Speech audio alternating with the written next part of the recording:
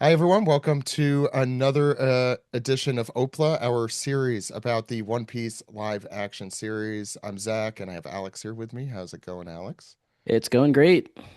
Going great. On a And hey, work day. Weird interview on Workday. a work day. Yeah. Yeah, Love it. we're cutting out. Don't tell them that we're doing that. But we have a very special guest with us. Rob Colletti is here, who plays Wapol. How's it going, Rob? What's up, guys? Thanks for having me. Yeah, of course. And you're in New York, so I know you're doing a lot of Broadway stuff. Is that what you're up to these days? I have done some Broadway. Yeah, I'm not doing anything at the moment, but yeah, I've been doing Broadway since 2014. Wow. Yeah, Yeah. did the Book of Mormon all the way back in I may have seen 2014. then I Was may my have seen first you show. in That's one. awesome. That's a really that's a super exciting show to be on. Love Yeah. that. Yeah, back then especially, it was like the biggest show in the world at the time. It was Yeah. very exciting. Yeah. That's really cool. How did you find your way onto One Piece? What happened? I don't know why I put it that way. I just got very lucky.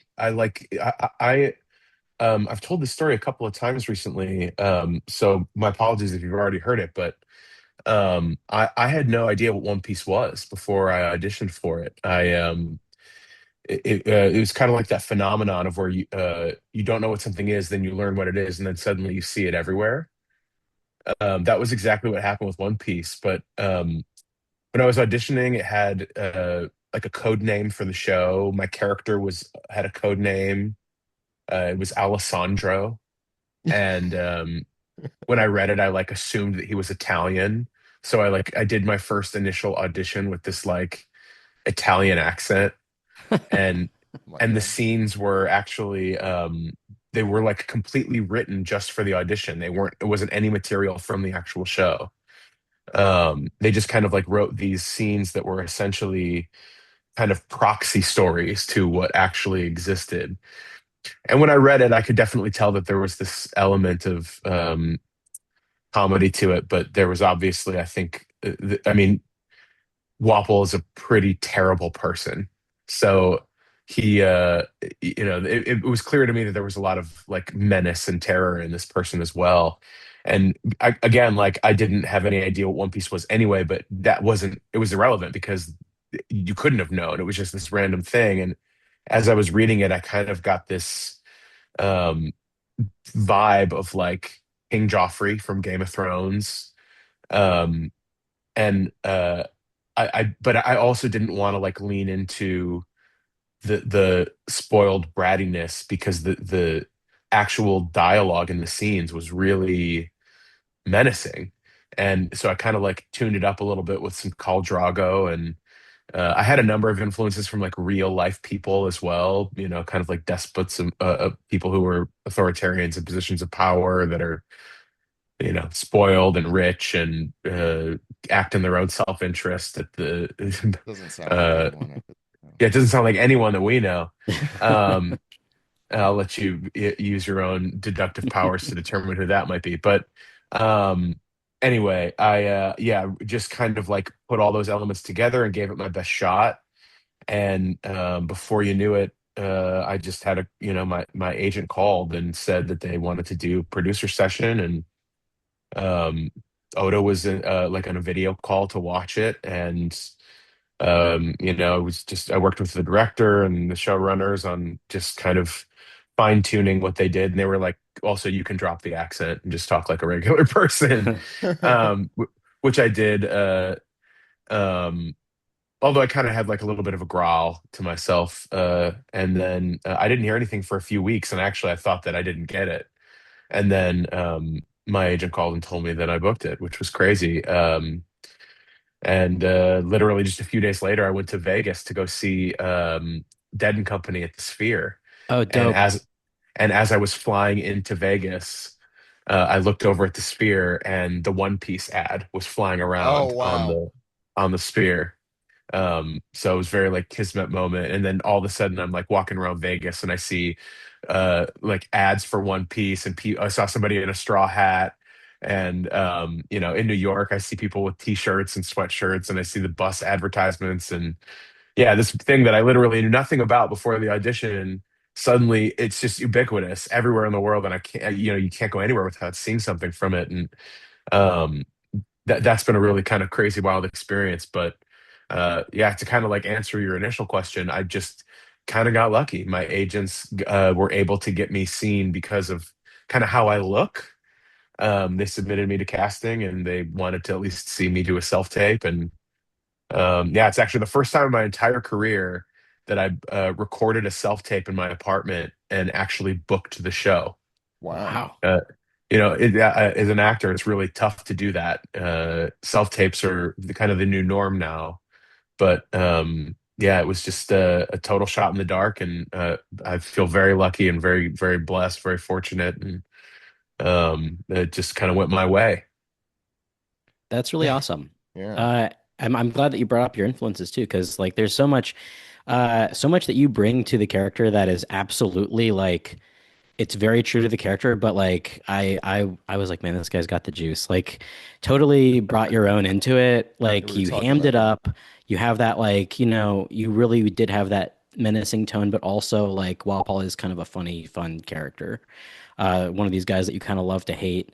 Um, like uh you have this, I'm obsessed with this line reading that you do. I'm not sure if this was a choice of yours or not, He's but you been say, saying it a lot lately. Princess Vivi of Alabasta. And Alabasta.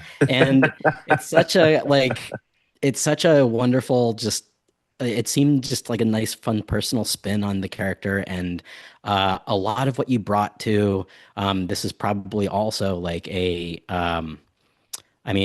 combination of being a theater actor and having the prosthetics. You did a lot of work with your eyes, um, and just so impressive and just so expressive. Thank you. Yeah. Just a compliment. I guess these are just mostly compliments, but if you What's could the talk, question? I guess the question is if you can talk a little bit about your process there, in terms of just Yeah. getting into character and any sort of choices that you made and why you decided to make them at the time.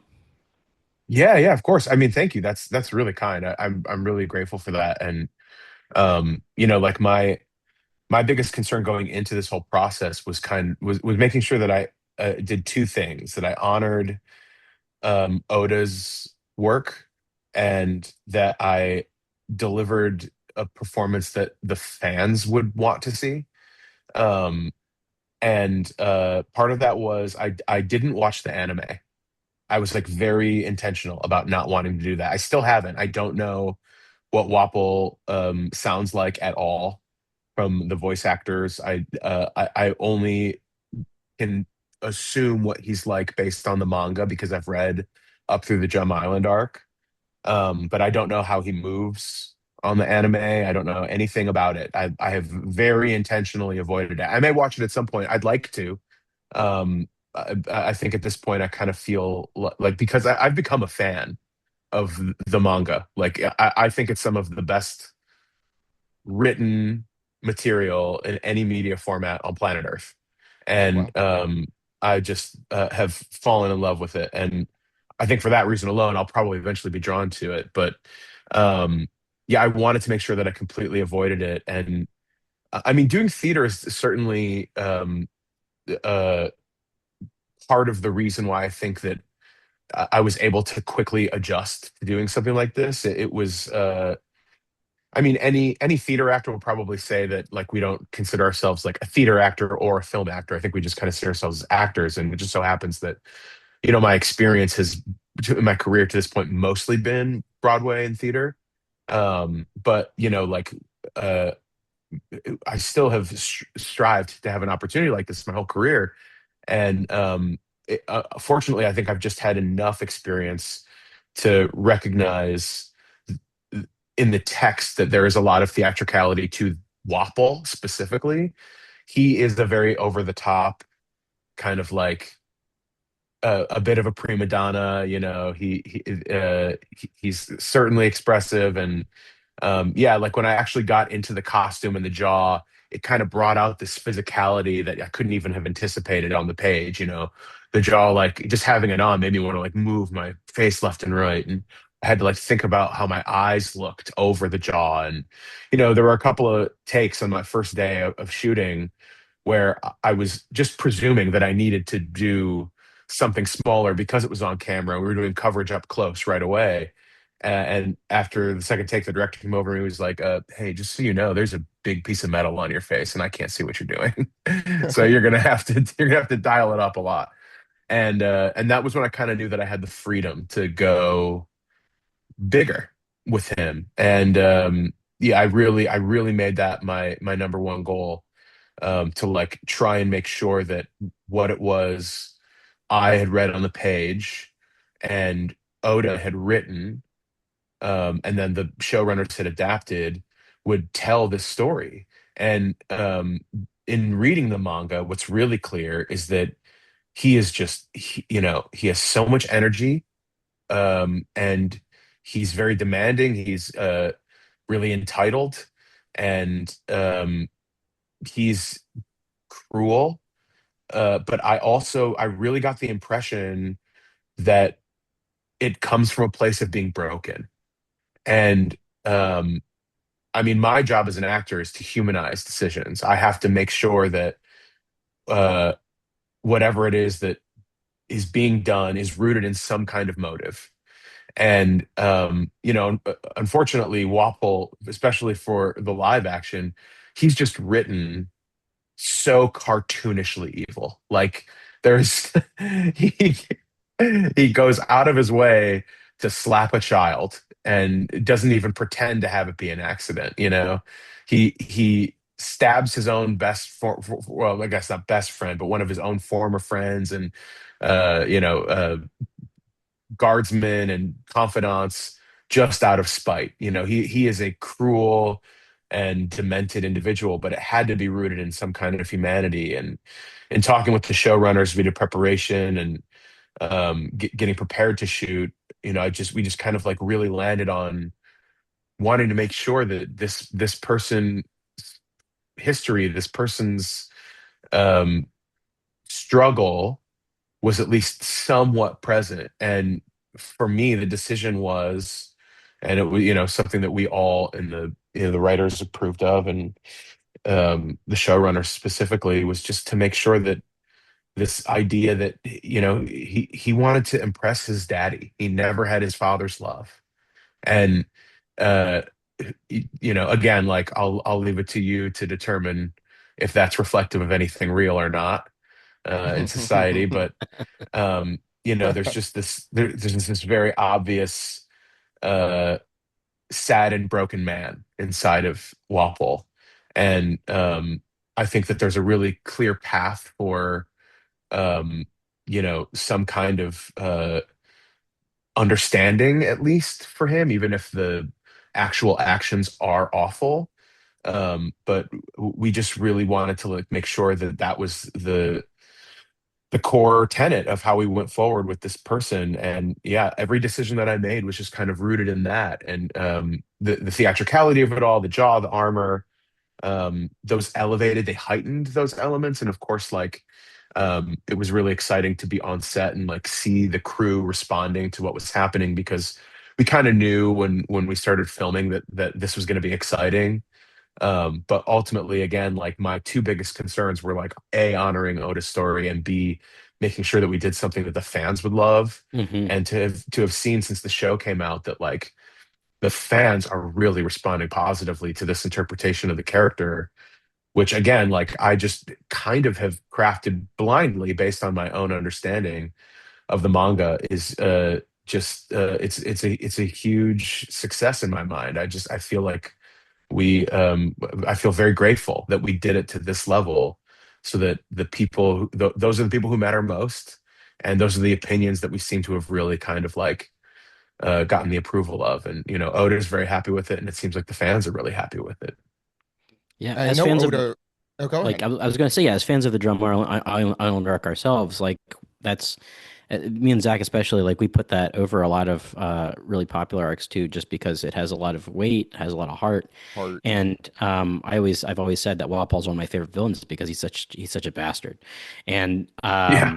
like it's He's a when you bastard have, and he's hilarious somehow simultaneously. Yeah. yeah, it works Yeah. out really well like that. And when you have like an antagonist like that within an arc that has probably the most heart out of any of the One Piece story arcs, it's always when you sit down to watch this live action Hollywood adaptation of it, you're like, okay, let's see how close to the mark they can get. And I feel like out of the whole season, this is probably my favorite like section, Oh, absolutely. personally. Wow. I think it really Yeah. hits the mark, and that's a Listen, testament to everybody involved there. thank you. And yeah, as a fan of like the actual show too, I agree. Like removing myself actually like, well, Wapol is a dick. And like when I watch it, I'm like, wow, they really they chose the takes and they shaped the story to really like make that the focus. So like I almost removed myself from it, just like looking at everything else, the heroic arc of Dalton and Mhm. obviously the Chopper and Dr. Hero look story. I mean, it's exceptional. I mean, it's so great. And like to be a small part of it is a huge honor, but more importantly, just like it felt like a huge responsibility. And I agree. I think the Drum Island arc is just, it's really wonderful. It's so beautifully written. And I'm really grateful that people are responding positively to it. I mean, Wapol's also like kind of the catharsis you get at the end of all of that, just like heavy emotion in the series and in the manga. Just like Hmm. I'm sure for you, getting punched in the face is not always the best, but or I guess you got punched in the wherever you got punched. But I Yeah, will the Luffy jaw. punches me in the jaw. Yeah. Oh, okay, that's what I thought. Yeah. Yeah, no, he is absolutely there are parallels, obviously to where we are today, but no, Oda also wrote the story in like 2004 or something, or 2002. Right. And unfortunately, just there are always these characters in history. We've talked about on the podcast before, just like cartoonishly evil you mentioned. It's like, oh, it feels so over the top. And then you see in real life, there are people who are so cartoonishly evil. And that, yes, Yeah. they are rooted in real. It I do appreciate that, like, you can be cartoonishly evil and also have like a reason and like a humanity to it. Dark Hmm. side of it, absolutely. But yeah, I don't know if I had a question. I mean, no, that's a Sorry, great but observation, and I yeah, agree with you. Yeah. yeah, So have you seen the finished? You've seen the finished product at this point, right? Or Season two? yeah, yeah. Oh yeah. I I actually they offered to let me watch it early, Oh, and I declined because I wanted to watch it when it released with everybody else on oh, that's so Netflix. fun. Yeah, I got to see a little, like a few clips before it released. But yeah, I just after it came out, I waited a couple of days. I just wanted to like kind of let the hype go for a sec. But yeah, I spent that whole first weekend after release just ripping through it, and I absolutely loved it. nice. that's awesome. Yeah, I specifically because I wanted to know your take on like so when you were filming the scenes where you have to, you know, open your mouth as big as it can possibly get, like when you saw that for the first time, was that something that you hadn't seen previously through VFX stuff? Like, oh, this is what it's going to look like, or um, did they preview that for you or anything, or give you some No, sort of a yeah. sense of You like, didn't just do okay, that. This is the top of the mouth is going to be here, bottom is going to be here, or is it Oh, just yes. So that what they did is they actually had this kind of like like a previs thing, right? yeah, but they had like an actual wire um like makeshift stand-in jaw that they Oh, did like a tech pause and they came and attached it to my jaw and they were just like this is the dimensions and this is where the camera will be. But it was literally just like coat wire hangers, like very thin, um and just to kind of like give the shape and the general size of it rather than like having an actual thing. It's mostly digitized. But they were just they kind of walked me through what they hoped it would look like, and they just kind of asked, what would you do, assuming that would happen?" And I was like, "Well, that feels like it would hurt." So I feel like as cool as it might look, we should kind of maybe root this physical transformation that occurs when he's like regurgitating human beings and like swallowing a sword and a spear to Yeah. not just be like easy and funny. It should be like a struggle still, and a worthwhile struggle for him, you know. But like, you know, that scene where I'm pushing the spear into my mouth. I think there was like a thought initially to make it kind of quick, and I was like, what if he kind of has to like, you know, shove it in there. And you know, it's not like it just passes through a portal and becomes the thing in his body. It's like the line is my body is like a factory and it converts things into whatever I want. And it felt like, you know, what if we show the work of the factory occurring? The jaw opening is like, you know, he like actually has to make an effort. And they ended up using it, and it feels like more organic. It feels more like the stakes are realized that this devil fruit is like not necessarily something that is just a gift. It is also a bit of a curse. Yeah. And like any of the devil fruits are. But you know, the munch munch fruit in particular, you know, Wapol has the jaw before he eats the devil fruit. And in our minds, that's intentional because he gave himself this thing that makes him feel more menacing than he actually is. Ah. And Crocodile sourced a devil fruit that is literally kind of meant to fit his personality.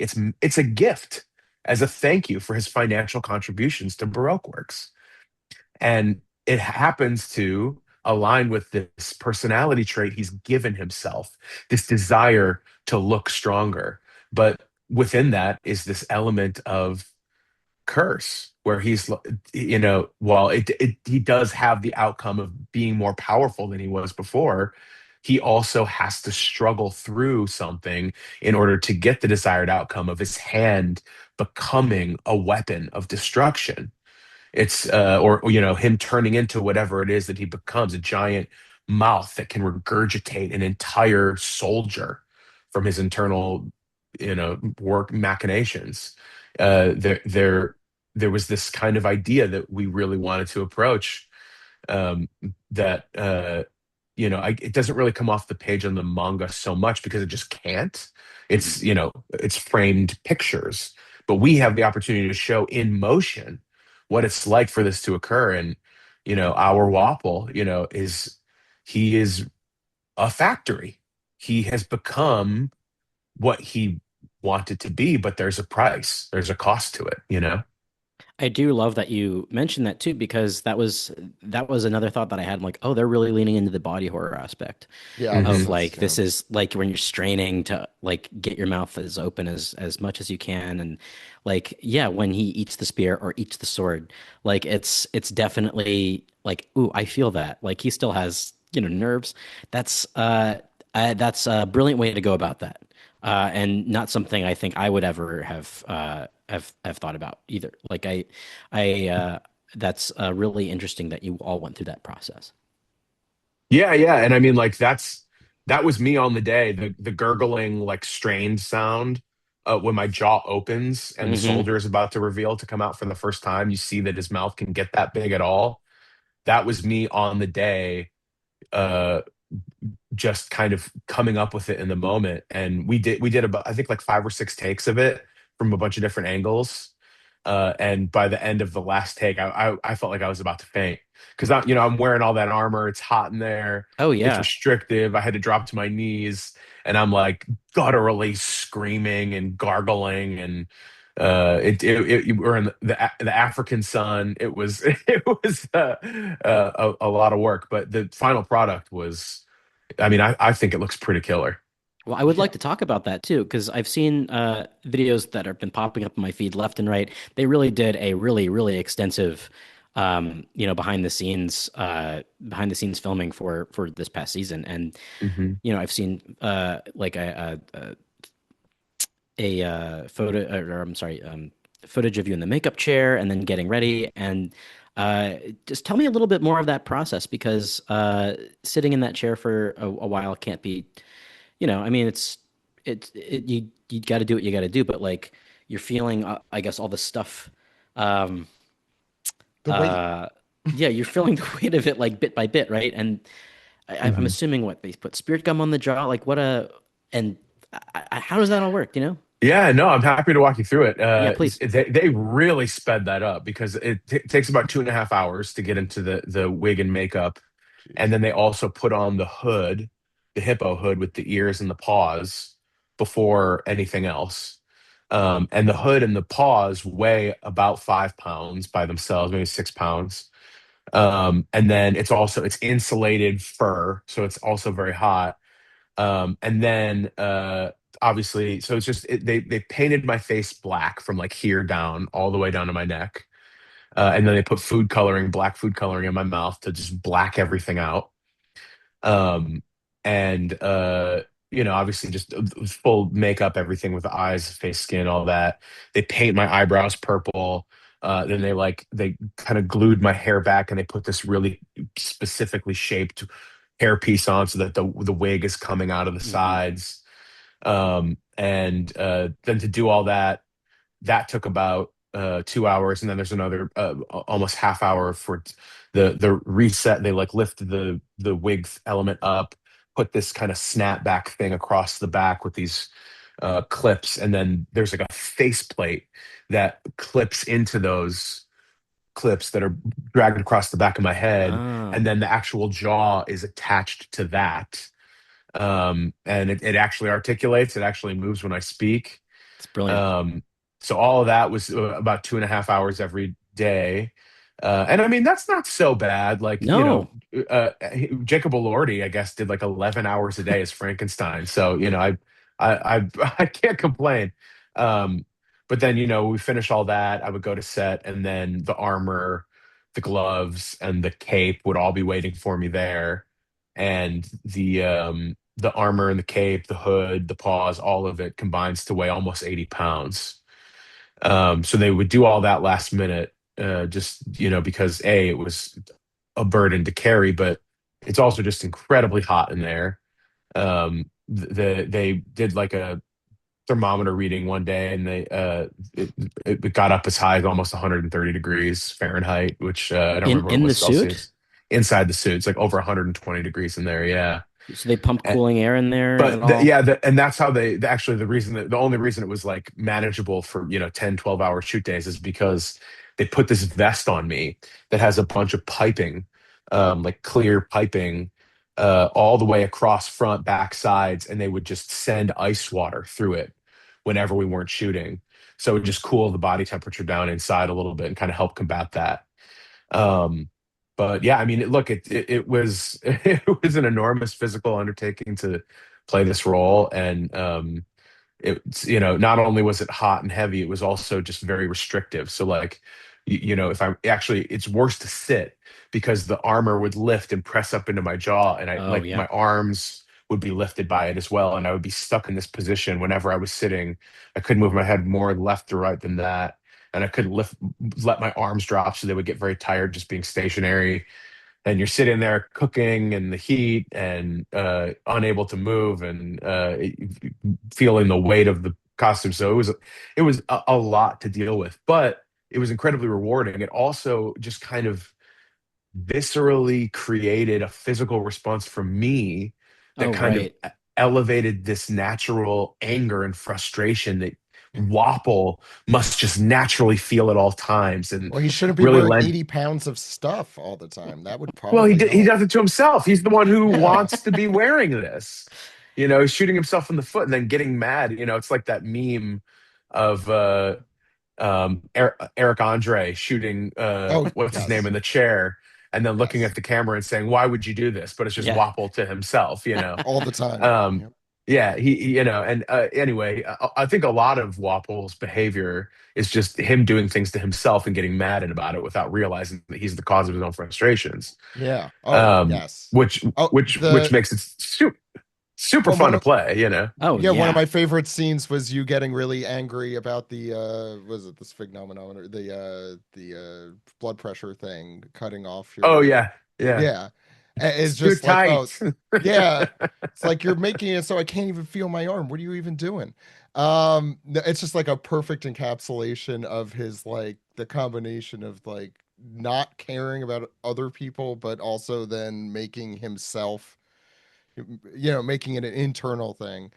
Um, I I just actually think that yeah, there's a good person in Wapple somewhere deep down. I just think he's so broken that he can't access it. And he has no idea, how to be anything but that. I will And say Oda has the ability to make even the most despicable villains eventually, I don't want to say redeemable, but certainly likable. Well, they have yeah, Um, like yeah, there's definitely a what do you call it? a redemption arc. Yeah, well, kind of. ish. I'd say that like there's I've always gotten a like I've gotten a bunch of DMs over the past I'm 2 weeks sure. of like, oh yeah. we're gonna see you in season 25 for the Vivi. And I'm like, I don't know. I have no idea if I'm coming back. And honestly, I'm okay if I don't. Like, I hope I do. It would be really cool. Well, you would be in Um, your 90s, I assume, by the time we get to right, that. by that Yeah. point, yeah. Sure. But it is so great to just witness like how incredible Wapple's ability to tell long form storytelling really is. And yeah, like Yes. from what I understand, Wapple's not the only villain who has redemption arcs. He's not the Oh only villain no. who comes back in great ways. And I'm Most so do. excited to see what. Yeah, I was gonna say I heard that there's like an entire element of the world government, and I don't know what that will be for the live action. They don't tell us anything. I have no idea. I Yeah. literally I left set, and I'm sure that's the last script I'll see. I have no idea, but I wouldn't they be so they are. sure. Yeah. I don't know. We'll see. I mean, I will go back if they have me. I love working on this show. I love the people. They're so kind and they're so good at what they do. Like Hmm. the people at Netflix and Tomorrow Studios and the writers, Ian and Joe, and the entire cast, they're all just like the most wonderful, talented people. And any opportunity I have to work with them, I will always say yes. But I really don't know.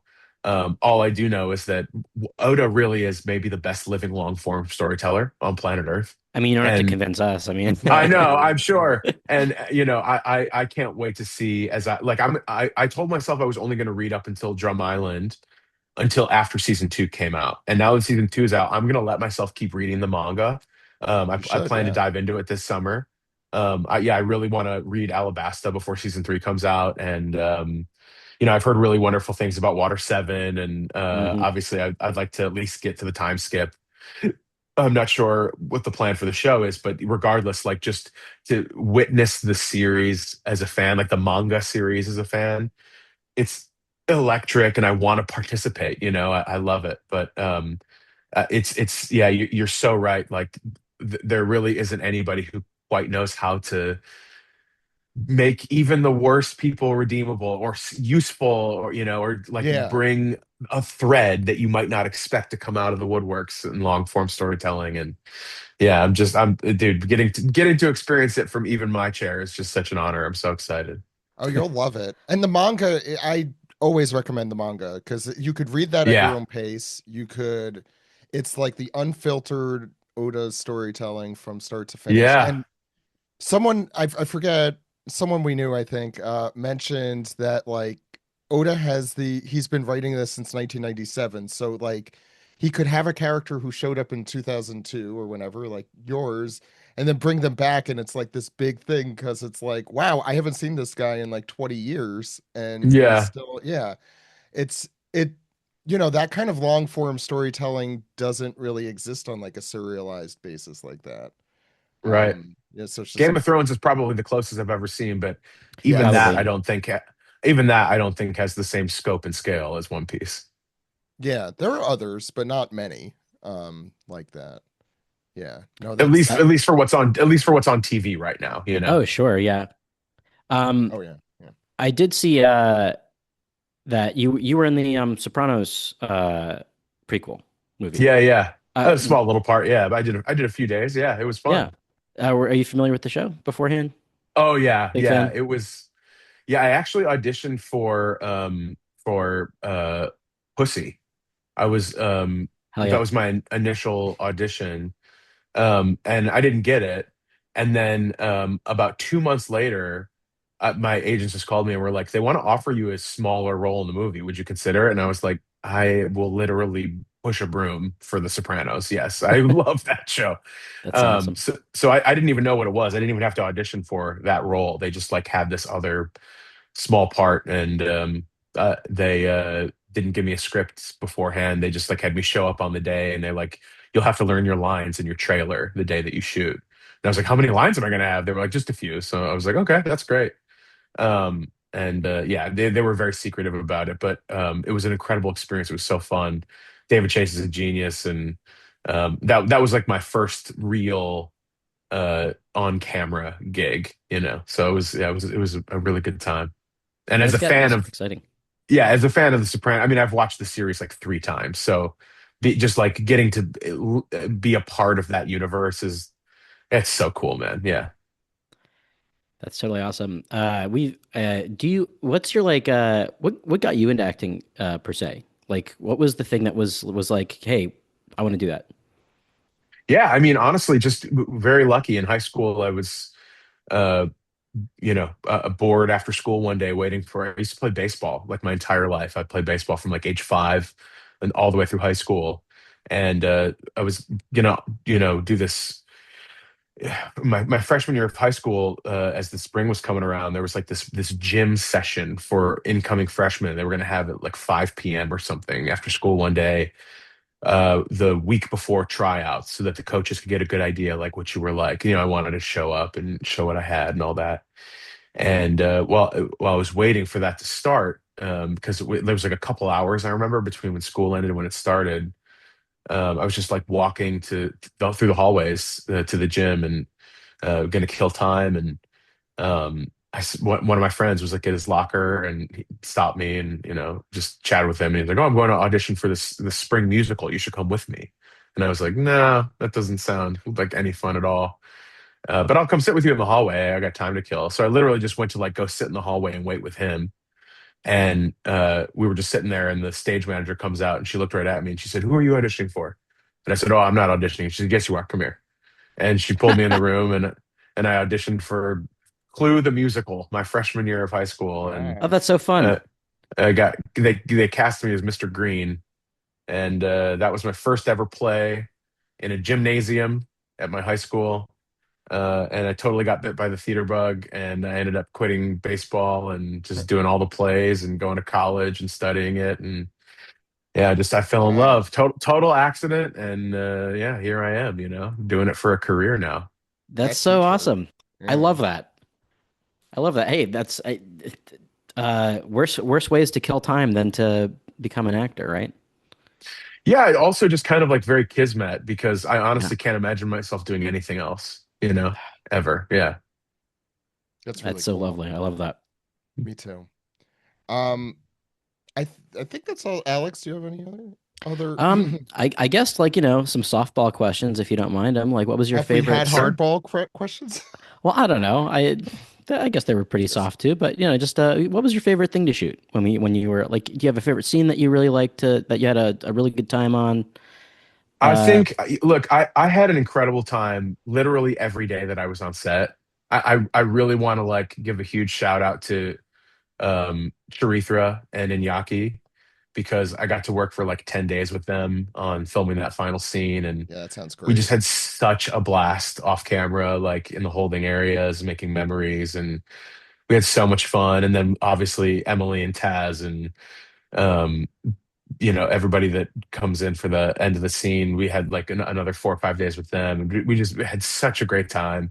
But also had like a really great time filming the Reverie with Sendel Oh yeah. Ramamurthy, who's become a yeah. friend of mine now. And Oh, that's awesome. um, That's great. but I think my favorite like acting day, like the day that I got to show up, do my job, and like just felt the magic of being on film, and going into Crocodile's office and filming that first scene with I'm Lyra, sure. Yeah. that where I get the devil fruit and get to just demolish it on camera. and the yeah, that was probably my favorite thing to shoot, just I because love. of but if you being in Crocodile's office, that's all practical. There there was, I mean, Uh, every set was practical. They filmed on yeah, location.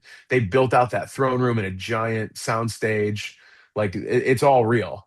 But the detail and the mood, the lighting, uh, every single like texture, it's all real in Crocodile's office, and it was such a blast to walk in that space and just like feel the presence of the moment. And Lyra was such a great scene partner, and that scene is like it's not in the source material, so it was like Right. exciting to know that we were doing this fun new thing for the show. And yeah.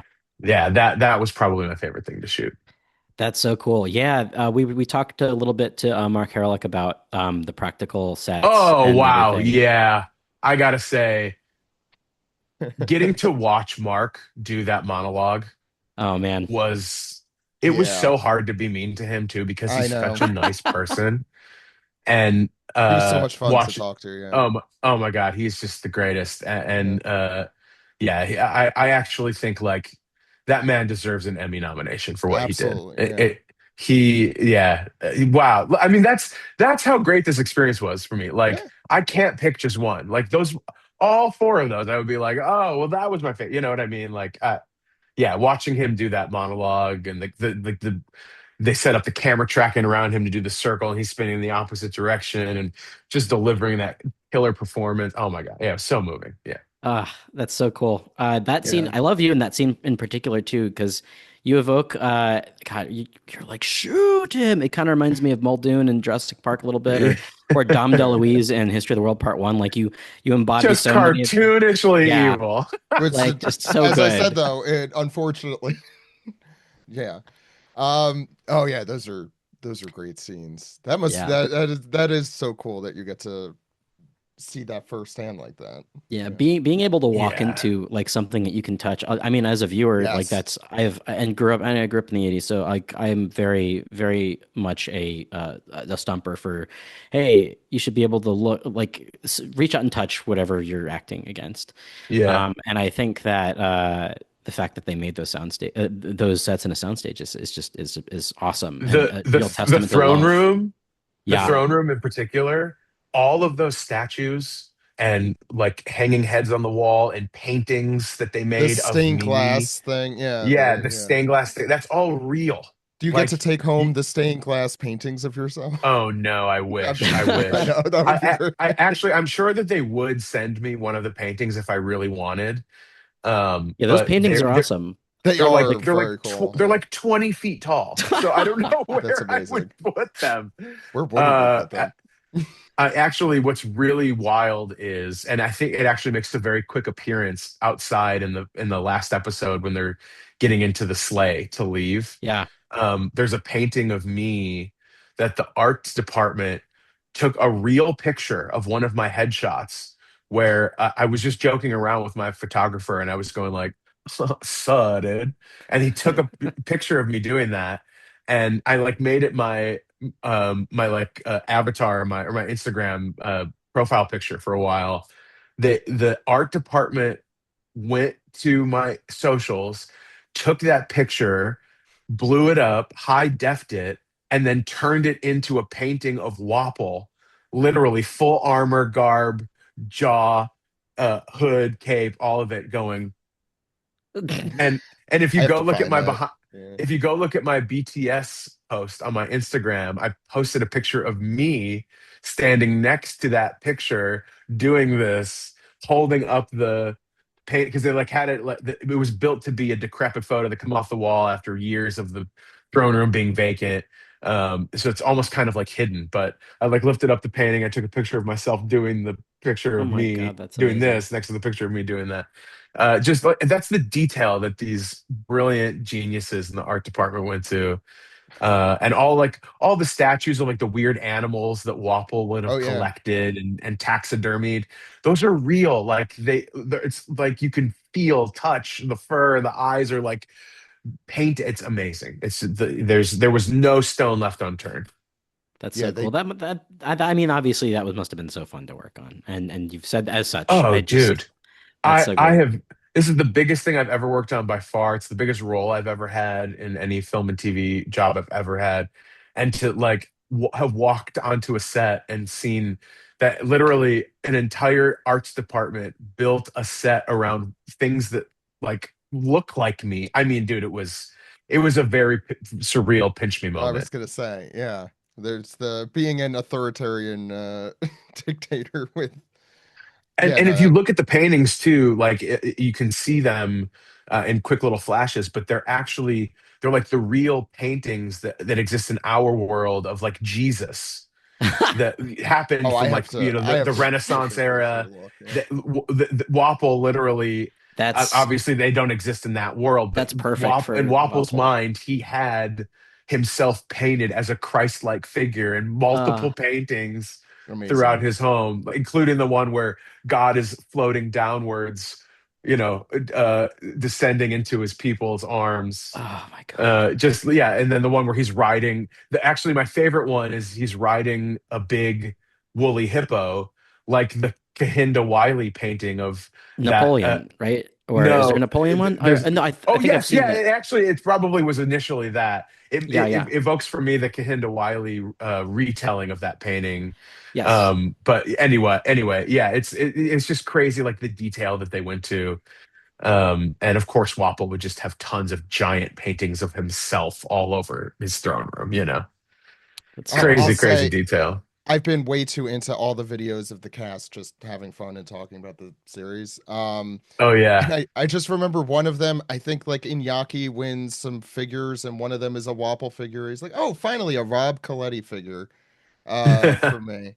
And it's I mean that even like having that of yourself must be crazy as well. Like just Oh yeah, dude, it's so surreal. I have it in my office. I'm gonna leave it in the box forever.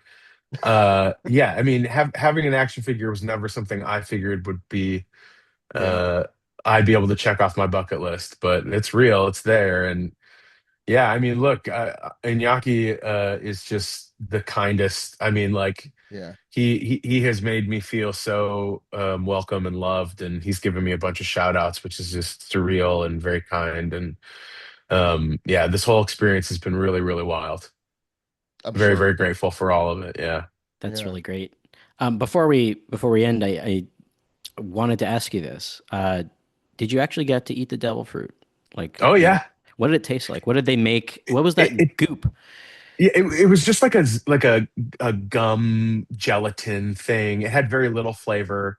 It was just kind of little about like what it looked like more than what it actually tasted Oh, sure, like. yeah. I just love that Um, when you opened it up, it was just Yeah. disgusting, and I yeah, love that it went that far. It's just like, okay, we're just gonna see him eat it off screen. No, we're actually gonna open this thing up and like yeah. Like just really go to town on it.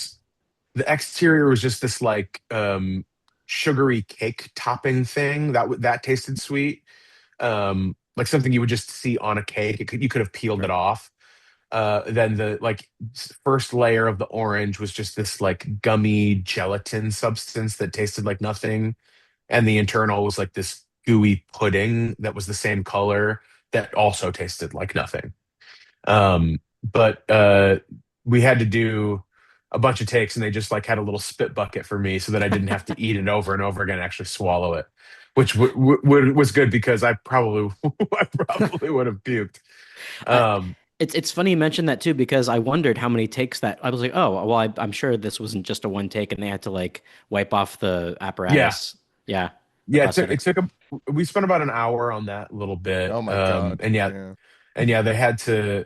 they had to every time had to completely reset and clean the jaw and redo my face makeup and all of that. But every they also for stuff like that they set up like three cameras at a time, so you're getting like three different takes at once, basically. Yeah, And yeah, they had to get a bunch of different coverages, but it was totally worth it. And yeah, again, I actually think that scene isn't just my favorite. It's kind of like it wasn't just my favorite to watch. I think it's my favorite or my favorite. It wasn't just my favorite to do. I think it's also my favorite to watch of everything that I filmed.